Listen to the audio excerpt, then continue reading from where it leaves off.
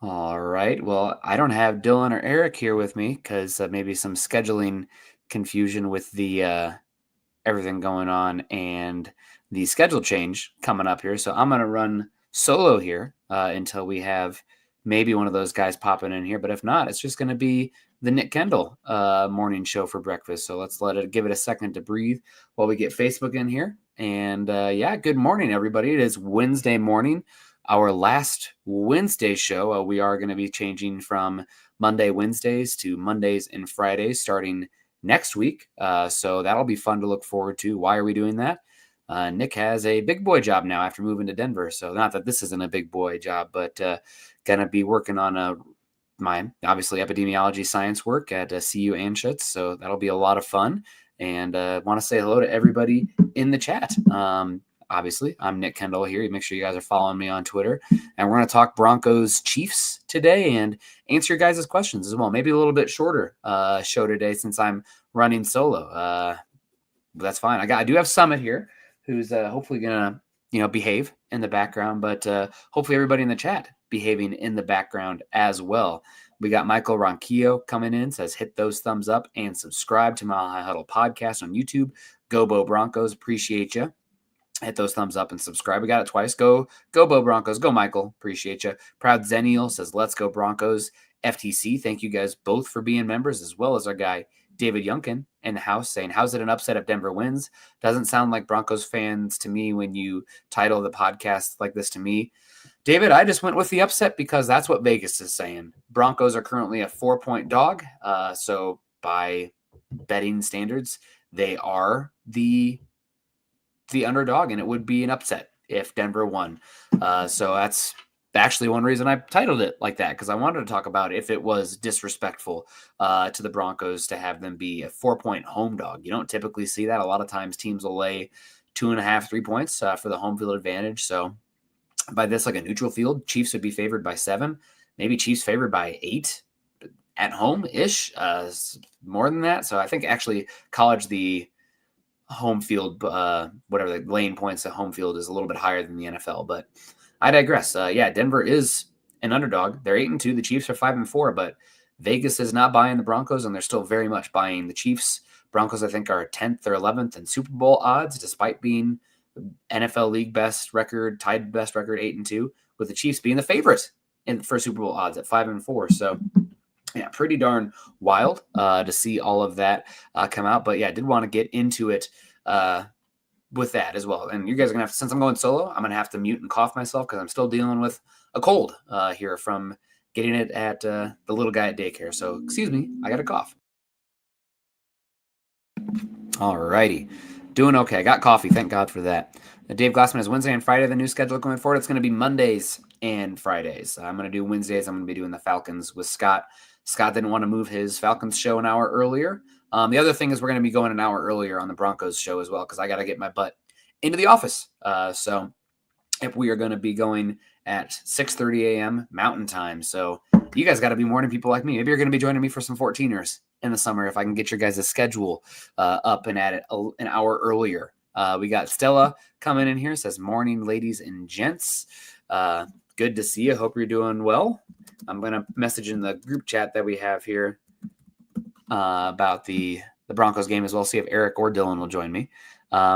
We got Stella saying, does Uncle Scott do shows anymore? Is he just behind the scenes? He's behind the scenes for the Broncos, but he does Falcons shows still. And we go a little bit more overarching draft once the offseason starts as well, especially after free agency. So it'll be more Falcon slanted on his channel, but that's fine. That's great. We have good to see Michael again, saying proud with the salute, saying hello to everybody. Jake Levian saying, morning Broncos country. How y'all doing today? I'm feeling a little bit sad about the hints of the J.K. Dobbins news because I'm a skeptic, borderline pessimist at heart. I don't know if it's growing up in the Midwest and those cold Midwest winters kind of zap the life out of you or just, this disappointment too many times. But yeah, J.K. Dobbins sounding like he's going to be out there debating if putting him on an IR. I would probably imagine that they do. If it wasn't for the bye week, he probably would already be on the IR because of how the rules work with placing guys on the short-term IR in the bye week. But yeah, that's going to hurt a lot because one of my favorite stats to indicate your down-to-down efficiency in the NFL is success rate. And the Broncos are one of the worst success rate teams in the entire NFL. Luckily, they kind of salvage middle of the pack EPA per dropback, but they're better on running the ball and then throwing it. And then Dobbins is by far their most efficient down-to-down rusher. Unfortunately, Harvey is one of the least efficient running backs in the entire NFL. Luckily, he's found a role as a good pass catcher, but running the ball, he has been down-to-down, just let's call it as it is. He's been dreadful. Now, granted, he's still inexperienced in the league, playing in the Big 12, and the spread that you see at UCF, the tackling and the hash marks and just the space that you have is a lot different than the NFL. But he's been, I think, out of 45 running backs with at least 50 rushes this season, he has the 49th ranked success rate. And what is success rate? It's gaining half the yards to go for a first down on first and second down, or all of the yards on third and fourth down. That's considered a successful play by the metric. I think it's a pretty good metric to utilize just as far as, again, your down-to-down efficiency. Now, it doesn't capture explosiveness, like a play that, let's say it's first and 10 and you gain 6 yards. That's a binary yes, 1 for a successful play. Let's say it's first and 10 and you throw an 80-yard touchdown pass. That's equivalent to getting that 6 yards. It's a successful play. So it only captures the down-to-down yes or no binary outcome, but it does a good job of indicating your efficiency from a play-to-play perspective. And Broncos have been bad there offensively. I think they're the third worst passing success rate in the entire NFL, and Harvey's been bad rushing the football this season between the tackles, as indicated by the success rate. Harvey was 15th out of 45 running backs in success rate this season. So hopefully we'll figure something out. But that's a concerning stat for the Broncos. Do want to get in a few more stats here. We've got Brad. Good morning. Great to see you, Brad. Happy belated Veterans Day to you. Appreciate you. Thought about you yesterday after your very kind comment, and shout out to all of our service members if you didn't join us last night as well. Happy belated Veterans Day. Gatorade Gaming, good morning. Nick, Dylan, where's Dylan? Where's Dylan and Eric? I don't know. I think they got confused because of my schedule change. I texted them, yep, it's officially happening Mondays and Fridays starting next Monday.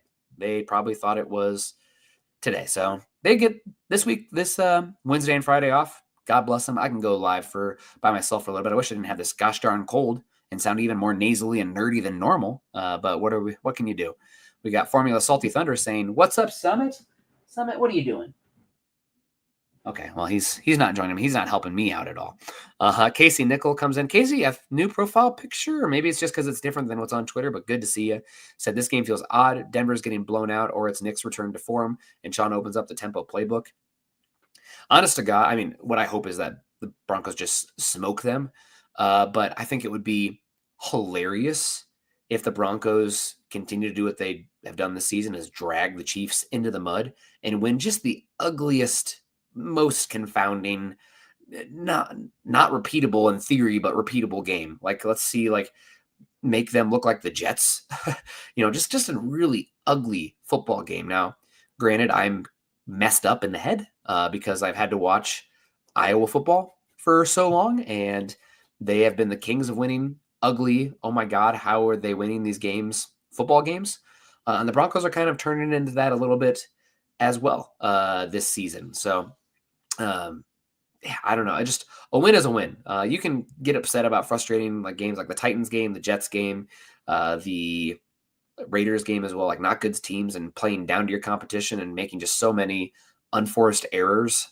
That's frustrating. But if you play that same exact game script, it plays out exactly the same. Every single play, outcome, blah, blah, blah, and you beat the Chiefs 10-7. I don't think there's excuses for beating good teams. And really, honestly, the NFL in general probably shouldn't be anyway, but we can evaluate the individual performances and unit performances while still having perspective that it's hard to win week to week in the NFL. Jake says, no Wednesday Bronco for breakfast. Nope. I keep on to do my Falcon stuff with Scott and draft stuff with Scott because I love working with Scott. And so we'll be going on Mondays and Fridays. So we're still going to have 2 shows. And also Wednesdays are typically one of the lesser news days anyway. So we should have more to talk about on the Friday game. So it's a lot of fun. Good to see everybody coming in here. Chiefs are 0-17. Still Vegas would bet on them. I've said it on here. I'm not really necessarily a horror fan per se, but Jeepers Creepers, that show with the guy eating the body parts and everything, the demon, whatever he is. The first one where they run him over in the car, and they run him over once, and he's like, "Do you think he's dead?" And she backs him over like 6 more times. He's never dead. That's how I feel about the Chiefs and Mahomes. You have to, or what is it? Zombieland, the other one, double tap. You want to make sure they're freaking dead. Sever the head. Finish them for the Mortal Kombat fans at home. So, I mean, the Chiefs have been so good for so long. I mean, how many AFC Wests have they won in a row? I think it's 9, going for 10 this year.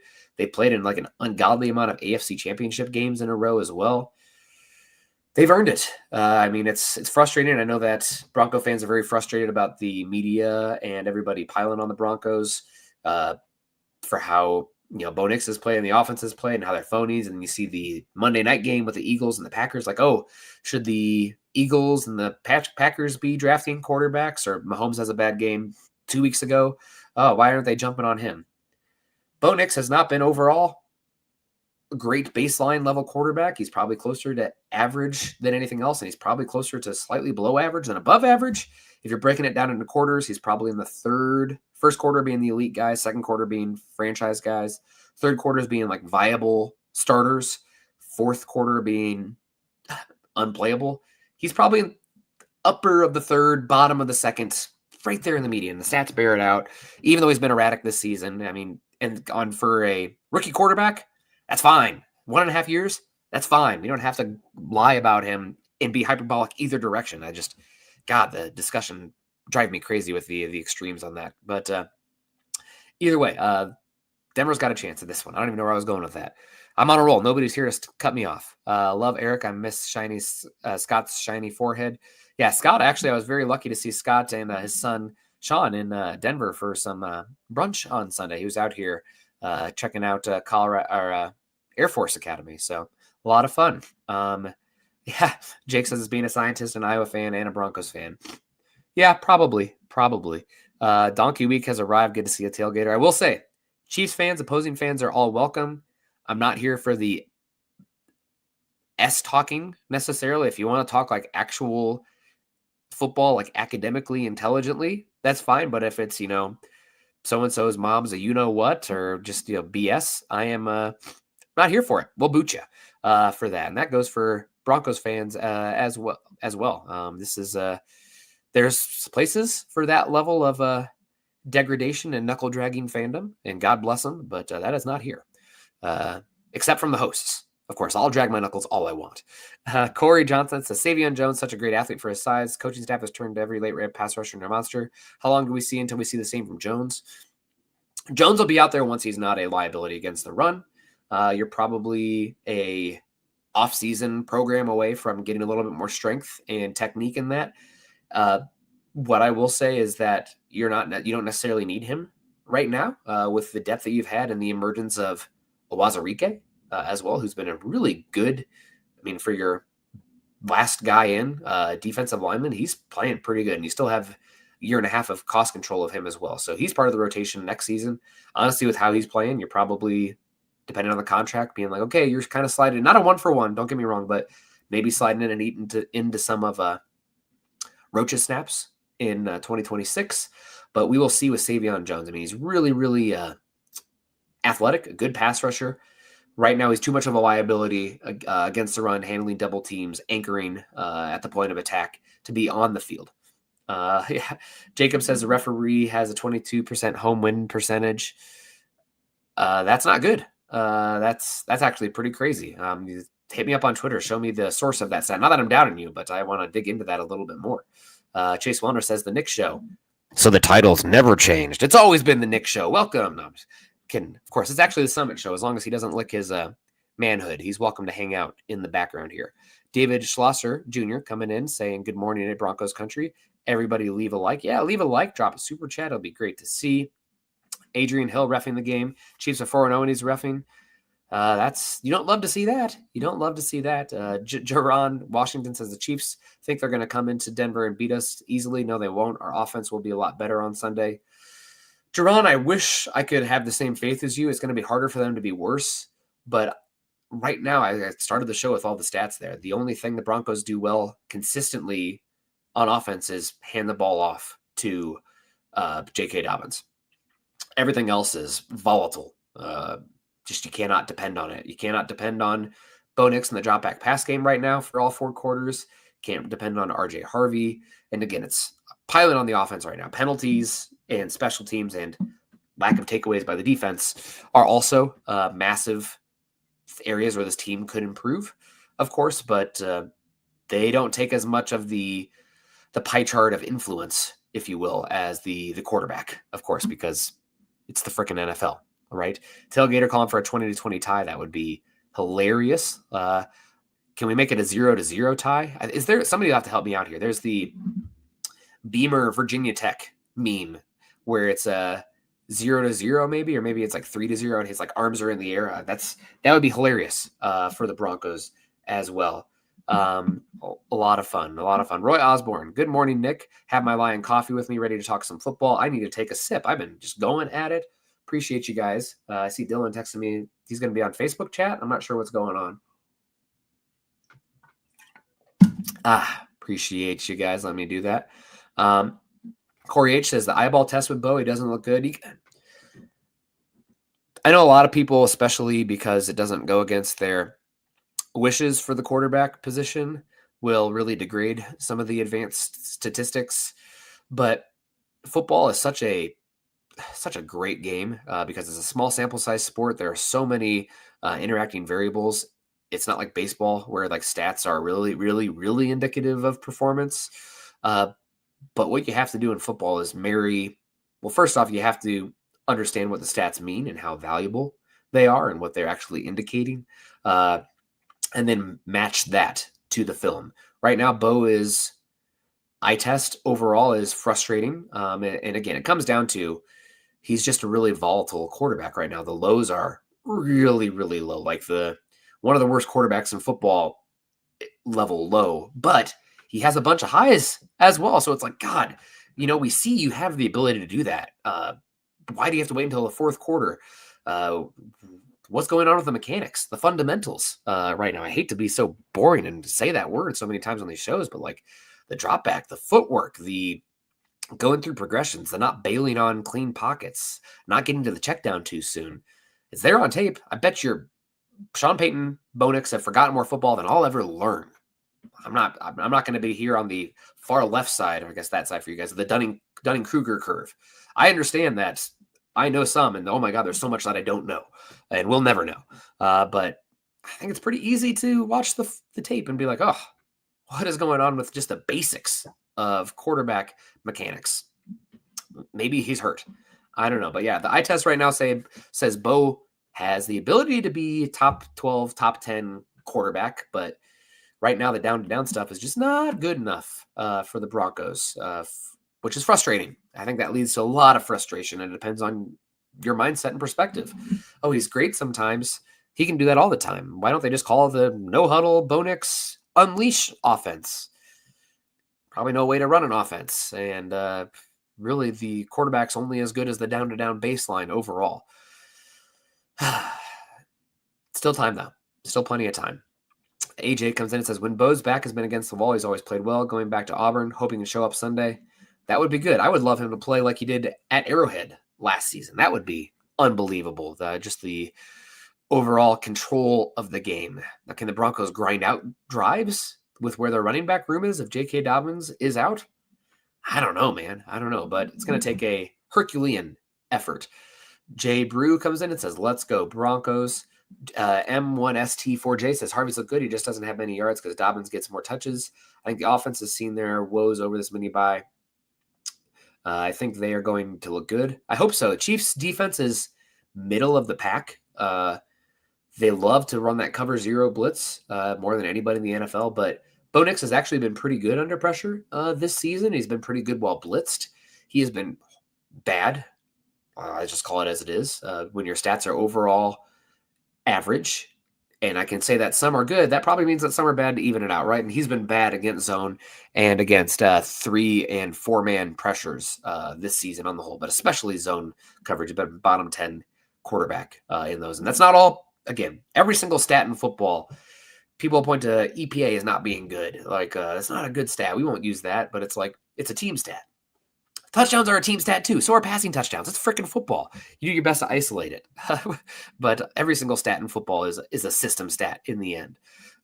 When you have it over a quarterback's play over like a 10-year sample and the variables are changing around them, then you can start to probably give it to the quarterback a little bit more. But other than that, mostly system stats. But yeah, hopefully they do figure it out. RJ Harvey's been good in the pass game, but he has not been a good runner this season. One of the highest stuff rates, tackle for loss rates in the NFL, despite good offensive line play. He's hit a few explosives, but there's been so many runs of 0 to negative yards to 2 yards, which not going to get it done. And with the Broncos already being so number one in the NFL in total punts, granted they've had more drives and as many games as anybody so far this season. They're second, I think, in punt rate per drive, which again, they're not turning the ball over. Denver isn't like a no turnover team. That'd be awesome if they were. They're kind of closer to like, I think the 6th to 14th range in turnovers per drive. But they're punting the ball way more than anybody. And they're also having some of the most 3-and-outs than anybody else as well in the NFL. I think only the Eagles have more 3-and-outs per drive. But yeah, Harvey, we'll see. I think the one thing you can say about Harvey, just because it's an unknown, is maybe he gets into a little bit more of a rhythm, getting more touches, and then you're starting to see a little bit more down-to-down efficiency. But has not found that yet as a drop-back passer. Chase comes in and says, I might have missed this. What's the update on JK? Is he going to miss a lot of time? Sounds like it's 2 to 6 weeks. I don't know how much you guys follow the NFL at large, but Kyler Murray missed a couple games and then ended up on the IR after already burning 2 games, not being on the IR with the mid-foot sprain. Kind of sounds like where we're at with Harvey, and it depends on the person to person, how fast they recover. You never know. So I'm expecting we will see him placed on the IR. That would have him missing 5 weeks, 4 games. But I wouldn't. Right now, I'm expecting him to miss at least 3. It's possible he only misses 2. I think it's possible he misses the rest of the regular season. I mean, these foot sprains are wild. We did have Chris Thomason, the Denver Gazette. I hope it's the Denver Gazette. It's either Denver Gazette or Denver Post. Chris, you're a great one. You're really good at the Broncos beat stuff. Him and Mike Kliss are the best on the beat, in my opinion, as far as the sources and breaking news for the Broncos. But he said Broncos are heavily considering placing Dobbins on the IR. Canelo comes in and says, if Bo continues to play like this, I hope they don't give him a second contract. If he plays like this, it's going to be hard to validate, or is that the right word? Justify giving him a second contract, but we still have a lot of time before we have to get to that. So we don't have to worry about that for a while. I mean, we still have 2.5 years of cost control before the 5th-year option being in place. And then you have 3.5 years if you include the 5th-year option. So no reason to rush it. This level of play baseline is probably not good enough, but there's so many pages that we're not even like close to yet. We're like through 1.5 chapters of the book, right? Or if you want to go every game as a chapter, there's still freaking 60 chapters to go. So plenty of time to see how the story fleshes itself out. Offense does need to score points more consistently. We agree there. Play calling and penalties. I don't know. I go back and watch the games on the All 22 multiple times now since I haven't started this other job yet. And I got a little time at home.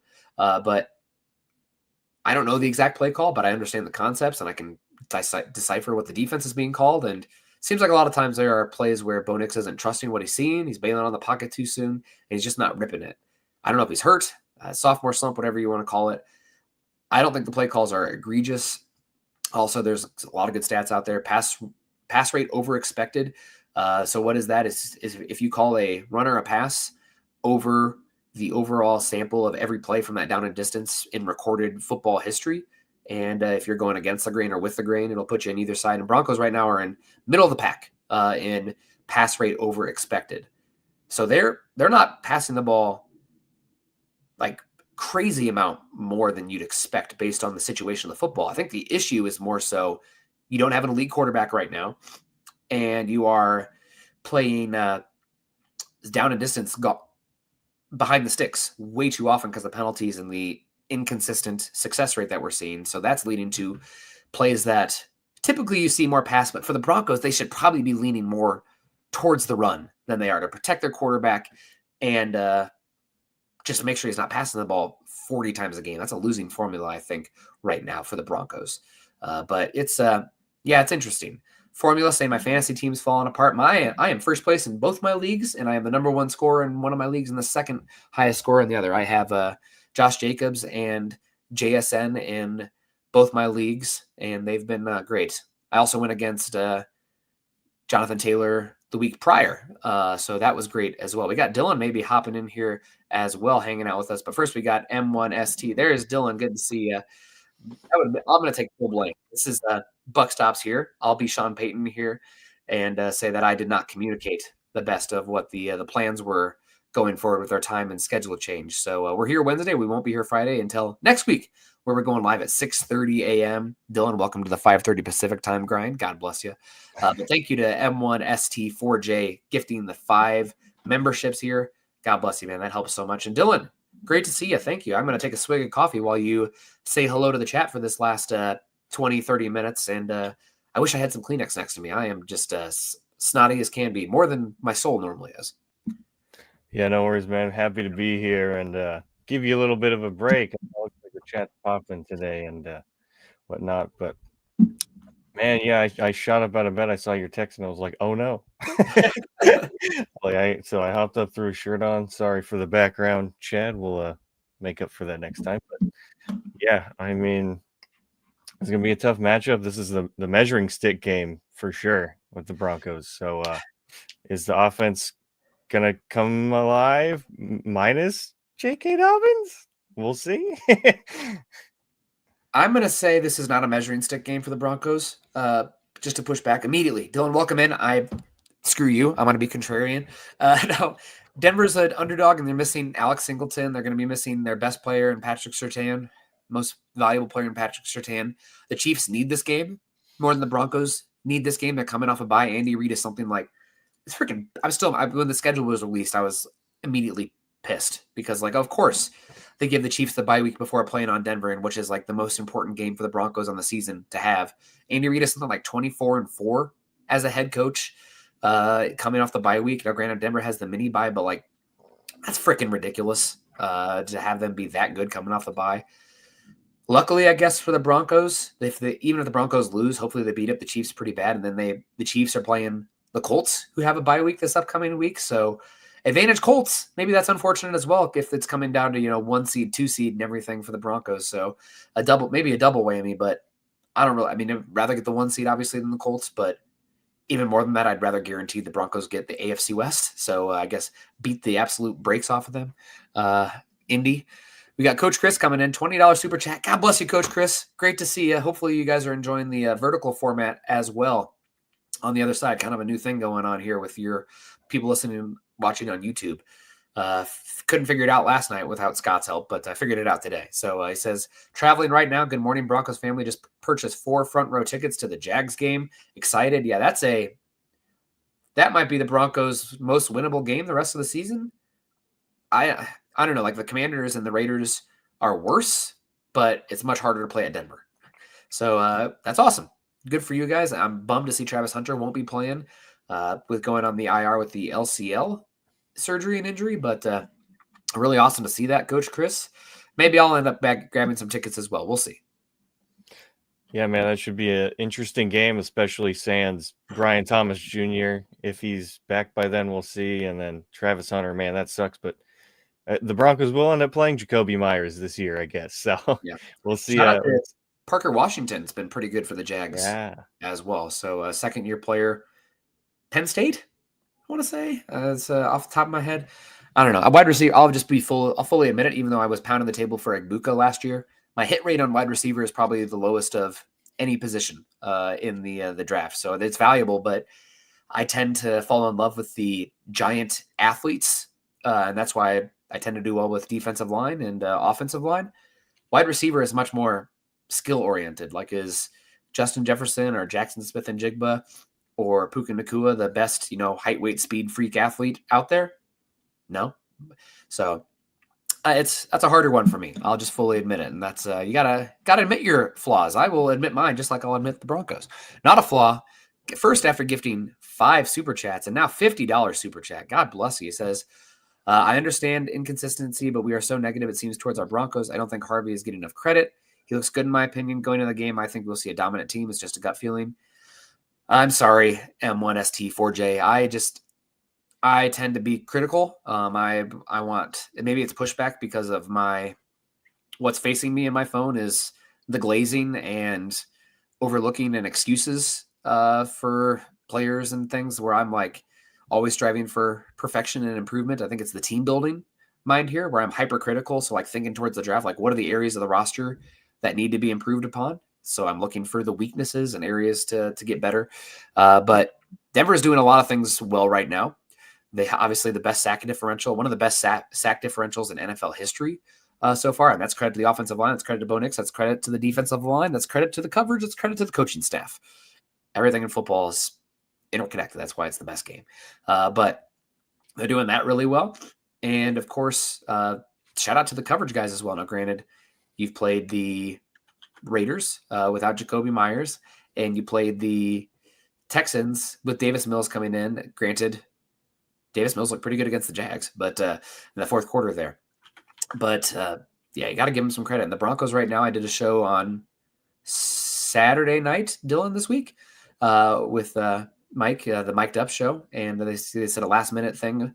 And while the Broncos, we talk about the penalties, special teams, quarterback play is an issue, tight end wide receiver rooms, probably bottom 10 in the NFL. There's no team in the freaking league that's better on both sides of the trenches than the Denver Broncos. And that when you're winning on the trenches on both sides of the ball, week in and week out, you're going to win more games than you don't. So shout out to them. Shout out to $50 super chat here as well. There's the positive for you guys. And I'm a trench guy at heart, first and foremost. So that warms my heart a lot, seeing Denver do that. Yeah, absolutely. Especially with just how important that is. We saw the Eagles Super Bowl win, both sides of the ball, very dominant offense, defensive line. And while the Broncos offensive line's been banged up, they've still done a pretty solid job of keeping Bo Nix upright. The last game we got a little more pressure than he's used to seeing, but still gutted that one out. As for RJ Harvey, it's hard to have confidence when he's been a better receiver than running back to this point. Obviously he's going to get more opportunities this week, and unfortunately we'll probably see more Tyler Bidet as well. We'll see if he can make anything of his touches. But yeah, this could be tough for the run game. We'll see. See what happens. And I guess the stream froze for YouTube folks there for a second, but we're back. So you missed me glazing this team potentially, not being negative. So hopefully, glad to see it's back. And that was a close shave for us, Dylan, but we do really like a close shave. Close shave, that's right. If you're still figuring out gifts, House of Atlas is a no-brainer. Perfect for your brother, your roommate, or even when you ask someone what they want and you don't feel like thinking. Their grooming kits make it simple to clean up, and they actually look as good as the counter and feel in your hand. The razor's weighted handle and precision trim edge make it effortless to get smooth, clean shave every time, something most razors just don't do. And the best part, you can grab them at Target stores nationwide or online at target.com, so you don't have to overthink it. That's right, guys. Atlas is redefining men's grooming with premium tools and products designed to look good, feel good, and actually perform. I love the razors because it feels solid in your hand. It's not flimsy like disposable razors, and the precision trim edge makes dealing with under the nose, sideburns, and edges simple and precise. I'll admit it on here, guys. The brow sometimes does like to grow a little bit close together, so that precision edge is good because you got to keep those guys clean. And I'm not here to wax. You know, I'm okay with men's grooming, but House of Atlas makes it even better. So beyond the shave, also they have the shaving cream and aftershave that elevate the routine with their refreshing and subtle signature scent, making grooming feel more like self-care than a chore.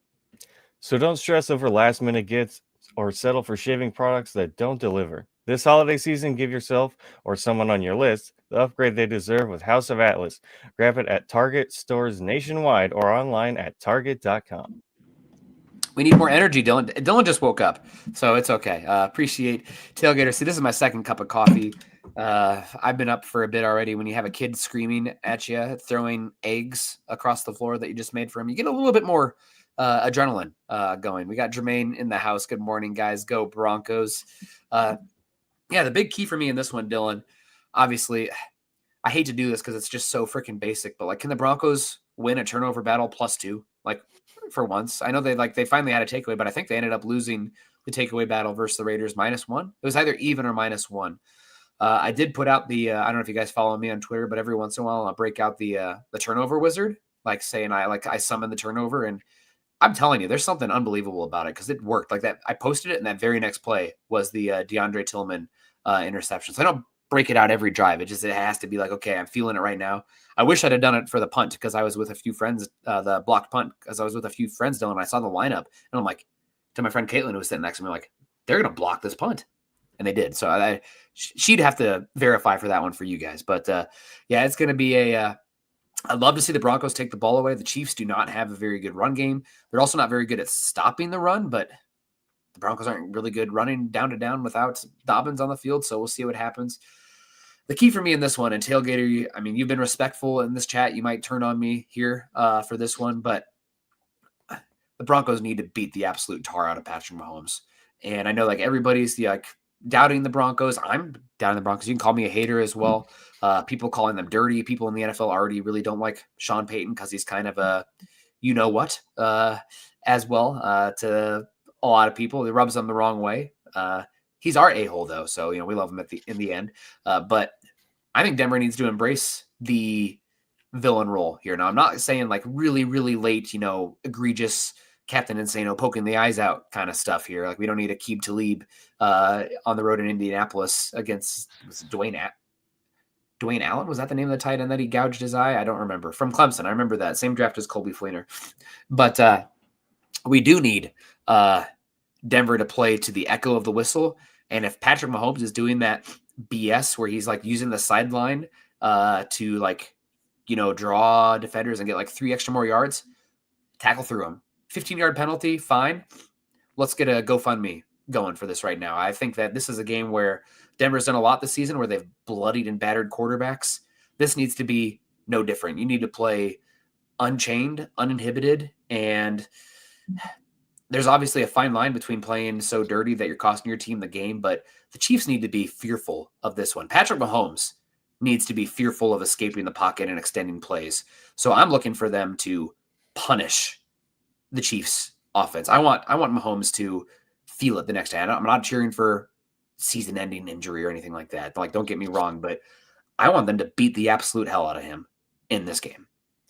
And that's how you beat a Mahomes or any quarterback for that matter. You have to beat them. You got to batter them within the means of, like you mentioned, the rules there. But you're totally right. I mean, Mahomes does use that sideline kind of as a safety blanket, if you will. And at some point, someone's got to make him not want to do that anymore or make him think twice about it. And same with, Kelsey, we saw him take a pretty big rib shot against, I can't remember. Was that Jackson? That wasn't Jacksonville, but regardless, it was a pretty recent game and he felt it. He went out for a couple of plays. Obviously you don't want to injure players, but you do want to make them have that doubt in their mind, have that fear in their mind that many teams have when they play the Kansas City Chiefs, that fear, that unsteadiness. I think the Broncos could do that with this defense, especially a Dre Greenlaw, Talanoa Hufanga coming on the blitz. We've seen it plenty of times. Not having Patrick Surtain kind of hurts, and you want to have more help on the back end. But if you need to send someone extra from time to time and manifest those turnovers like you do with the wizard there, the vibes based turnovers, if you will, that's just going to be what you have to do. And it's going to be a tough game regardless. Whether I pick the Broncos to win or not in the game day picks, I'm still going to be rooting for them to win because I think there's a good chance. Yeah, and what's really scary about the pressure with Mahomes is that he is far and away the best quarterback under pressure in the entire NFL this season. So I'm using Sumer Sports, I believe it's pronounced. They have a pretty good dashboard. I wish they had a few more data points. And I'm not paying for True Media SIS with the $200 a month subscription or whatever the hell it is that only like ESPN, The Athletic, and The Ringer have access to, and teams as well. But Sumer Sports categorizing quarterbacks, minimum 50 dropbacks when pressured. The top quarterbacks in the NFL under pressure are Mahomes, Darnold, May, Daniel Jones, and Jaden Daniels with at least 50 dropbacks. Darnold and Mahomes are the only two with positive EPA per dropback, and Mahomes is almost Darnold's EPA when pressured per dropback is 0.03. Mahomes is 0.22. Like, that's significantly higher than anybody else. 7 touchdowns and 2 interceptions. And he is, when under pressure, he is chucking it so far this season. The highest average depth of target at 15.7 yards. 15.71 yards when pressured. So you have to keep him corralled when pressured. You have to also finish the play. I know that like pressures are more valuable as far as predictive ability for defensive lines, but Denver's been an outlier this season as far as converting pressures into sacks. You need that outlier to continue. When you get hands on him, when you get pressure on him, you need to be taking him down. One thing as far as like regression also I want to point out for this game, because I'm all about the statistical regression and like what is likely to, what has happened if it's a vast outlier compared to the average is probably going to change. I think the Chiefs have put the ball on the ground 6 times this season, 7 times this season.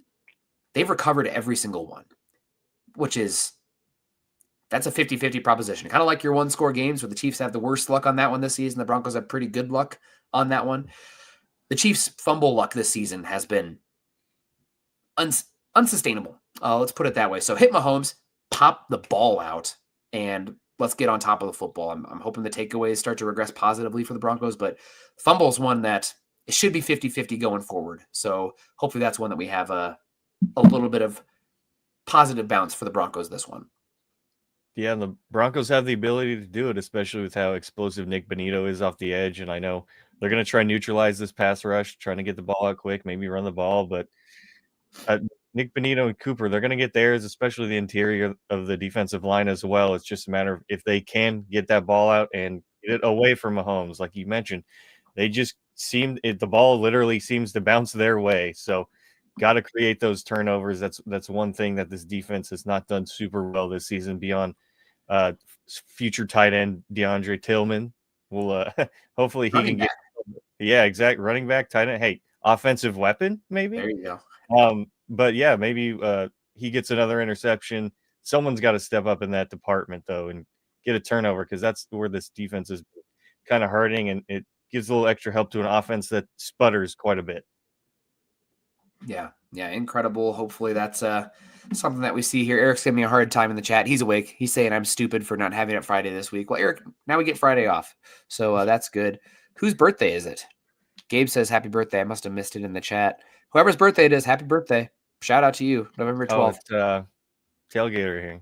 Oh, never mind. Screw you, Tailgate. Now you've been respectful, so I'm just giving you a hard time.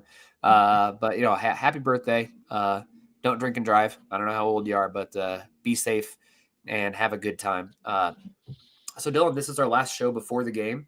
I'm not going to behold you to have this be the exact score that you put in your prediction outcome, but I do want to get a score for you. Denver is 4-point dogs. I saw the look and the sign, the eye darting here, so I think that's a tell for this one. I think you're going to piss off the chat, but what are you thinking? I do think the Broncos will score a little more than 10 points in this game, fortunately. But I do have currently, and this might change by the time we put our picks out, but I do have the Chiefs besting the Broncos 27-20. I just feel, despite the record, the Chiefs are a more well put together team, coached team as well, especially like you just can't lead the league in penalties. I believe 83 for the Broncos. That's absolutely just abhorrent. And then have your offense sputter like it is. It's hard to have two phases be so bad and win football games. And obviously that hasn't been the case. Broncos are 8-2, but I think something's got to give. And honestly, I think more people are going to start paying attention to the Broncos deficiencies when they lose. Maybe this is the kick in the ass they need, but we'll see. So for now, 27-20 Chiefs over the Broncos. I think it's going to be more low scoring than that. Personally, I do have the Chiefs winning this one. I think I got 20-16 for the Chiefs winning, leaning into that line as well. I think that it's just hard to trust Bo Nix and the Broncos offense right now without J.K. Dobbins. It'll take special teams and everything. Now, granted, he had the mini bye week, but it's the injuries on the Broncos side of the ball. They're one constant contributor on the offensive side of the ball, not having Patrick Surtain.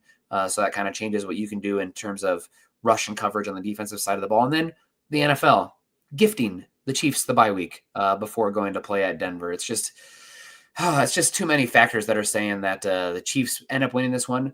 But that said, as we've seen this season, the Chiefs have been a erratic team on the whole. I mean, with what we saw them do against the Bills, Bills have also been extremely erratic, but that was a terrible game from them on the road against Jacksonville as well.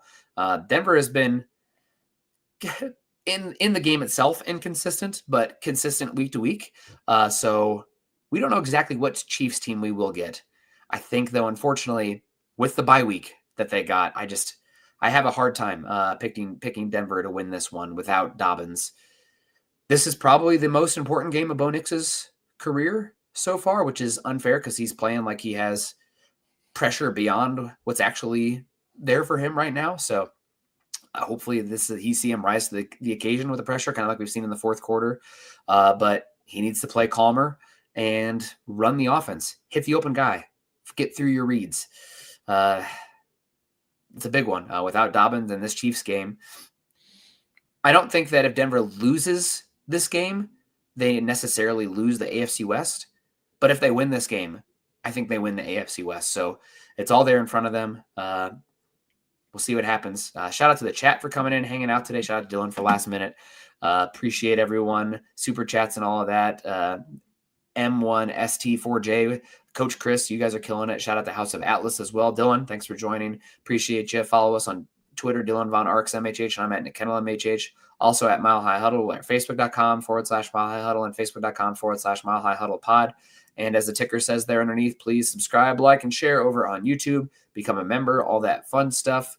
Like I said, this is the last Wednesday show that we'll be having because we'll be shifting to 6:30 a.m. start on Mondays and Fridays. So we'll see what happens. Dylan, thanks a lot for joining. Thanks to the chat for being great. Have a great rest of your day. Kindness and compassion. Go Broncos.